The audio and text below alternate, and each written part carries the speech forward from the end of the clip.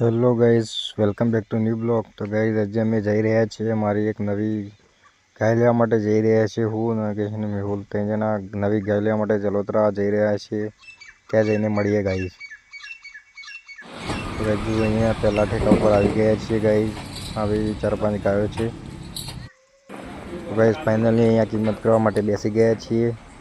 જોઈએ હવે શું થાય છે। કિંમત તો બહુ જ્યાદા કહે છે।